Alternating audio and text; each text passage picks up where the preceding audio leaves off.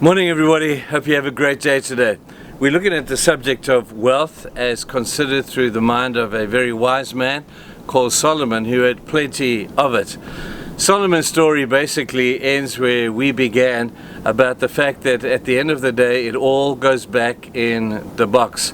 Kind of like the game of Monopoly. Play as hard as you can, win as much as you can, but at the end of the day it's just a game, it goes back in the box. But how you spend your money, how you spend your wealth is going to determine not just blessing here on earth, but blessing for you in eternity. Please don't ever forget that. How you use it will store up treasure for yourself in heaven. I want to finish this aspect of the series today by saying this. Proverbs chapter 11 verse 17. Your own soul is nourished by goodness. Your own soul is nourished by generosity. Generosity does something for you as a human being. In the realm of happiness, generosity is one source of happiness that not many people find. Let me explain. I've used this illustration before, many of you will remember it, I'm sure. Is that if you're looking for happiness, there are basically 4 levels of happiness. If you visualize happiness as being like a triangle and you put 4 lines on the horizontal level, so you've got 4 sections, down the bottom you've got happiness at level 1, which is the lowest of the forms of happiness, and that's the happiness that I get from what they call immediate gratification. That means if I'm hungry and you feed me, I'll be happy again, but I'm going to be miserable in an hour or two's time because I'm going to need more food. That's the lowest level of happiness, immediate gratification.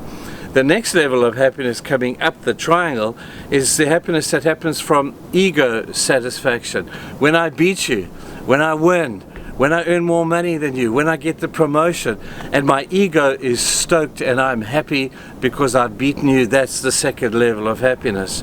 That doesn't last that long either, because next week we have to compete again. Then there is the third level of happiness, which is called the happiness of good beyond self. You see, happiness level 2 is all about me earning success and earning wealth and doing well and being applauded by the people around me. But happiness level 3 happens to those who are willing to give away happiness level 2. It's the opposite of happiness level 2. To those who have and are willing to share, and generosity is an outflow from their lives, those are some of the happiest people in the world. We talk often, and it's very common terminology now, talking about success and significance, where we take that which is deemed to be successful and are willing to sacrifice that for those who don't have. We share generously. We move into the realm of those who are significant. Need you to think about that, because that's the third level of happiness, and it brings with it a sense of well-being and a sense of what the psalmist says. He's dead right, that it feeds your soul. And you're saying, well, what's level 4? If that's level 3, is the level 3 of generosity, what's level 4? Level 4 happiness has got a big reserved sign on it. It has a reserved sign for those who have a relationship with their Creator. If you don't know Jesus today, you will never understand the full extent of what happiness is all about. I presented this thesis at a school once, and some smart aleck kid puts up his hand and he says to me, "So Uncle Trevor, can I be miserable at all 3 other levels and still be happy as with my Creator and experience level 4 happiness?" It's a good question. Absolutely you can. When you find Jesus, there is a source of great joy, of great happiness, simply because you know God. If you want an example of that, look at the martyrs of days gone by. They were miserable at level 1, 2, and 3, and yet they had found the source of incredible joy and fulfillment and happiness, even though those people had nothing. I hope you have found that source of happiness today. Let me close this by saying to people, maybe you don't have a lot of means. Maybe you don't have a lot of wealth. Well, the same is required of us. We still need to use that well and do it generously. Let's close the series with a beautiful story. I heard this story just recently, a story of a kid. His name was Johnny, and he was 19 years old, and he had Down syndrome. and he had a job in a supermarket as a bagger at the end of the till. And people loved Johnny, and he was good at his job. One day he went to church, and he heard a sermon about making a difference. And he looked at himself and he said, well, how can I make a difference? I don't have the means to make a huge difference.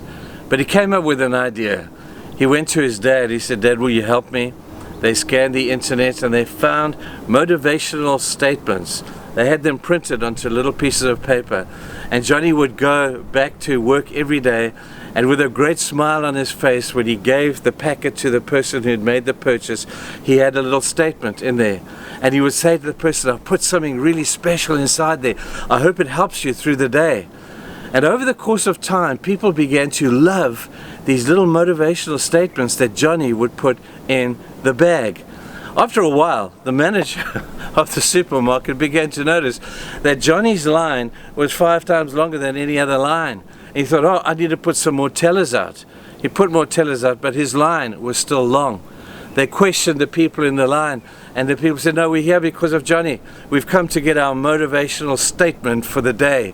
And he was making a difference with what he had and with what he could do.